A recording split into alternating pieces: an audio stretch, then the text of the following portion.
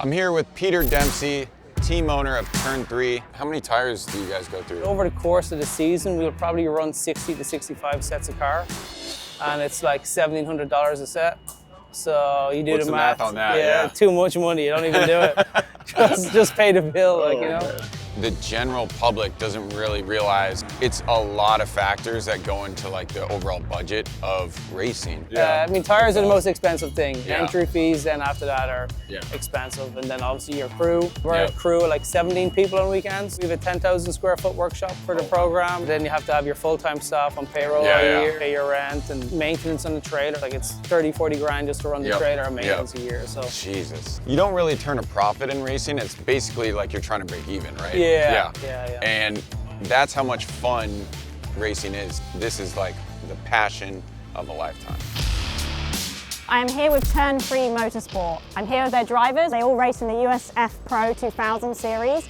Tell me about what it means to you guys to win this championship. It gives you a seat into Indy next. It's about staying consistent, staying focused, and finish where the car can finish, not try to extract too much out of it. And you don't need to win every race to win the championship, and just stay focused. Obviously, the scholarship is phenomenal. It's great what Dan Anderson is doing. He's been doing a great job getting a ton of drivers into IndyCar throughout the ladder. What I'm intrigued to know is, like, say you go and win Indy next.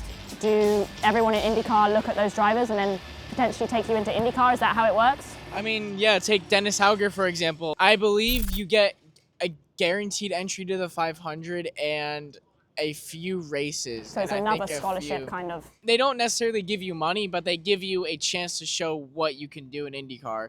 But ultimately, if you win the Indy Next Championship, you're more than likely going to get a contract from an IndyCar team. Even if you don't win, say you just top 3, IndyCar teams, they're always looking at what you're doing. So that's just kind of the thing with the US, right? A lot more people get a chance to show what they can do, not like in F1 where it's just 22 drivers on the grid and most of them are staying there for their entire life. Yeah, totally agree. I mean, from my experience in the UK, there's nothing like that out there, so to have that is incredible. The next question I've got to talk about is this street circuit. You're gonna have lots of fun, but there's no room for mistakes. Tell me about that. How do you prepare for a street circuit? So our team has a very simple philosophy, and it's about surviving every lap, learning everything you can from every corner.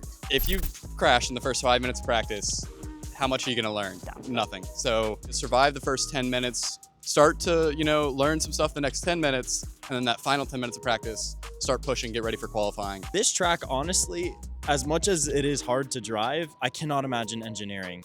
There's so many long straights and then a bunch of braking. You can't capitalize on everything. There's a bit of sacrifice in all aspects. I've ran St. Pete, Toronto, and you see some similarities. Obviously, there's huge differences. I think this track was for sure designed to be more than just a street track.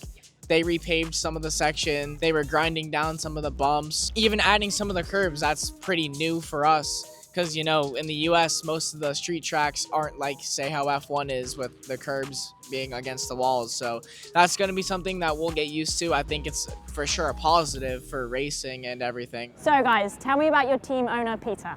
I haven't personally seen Peter drive, but from the way he talks about himself, he seems to be pretty good. My plan A was always to be a professional race car driver and didn't make that happen. So plan B was then to become a team owner somehow. And we built it from the ground up, me and my wife, Mandy. And we obviously run a business and we can make it successful for our family, but it's not about the dollar bills. It's about seeing the kids grow, seeing them develop, seeing them go to the next level and then on to IndyCar and knowing that you played a small part in that driver's career to get him to the level he needs to be. Yeah.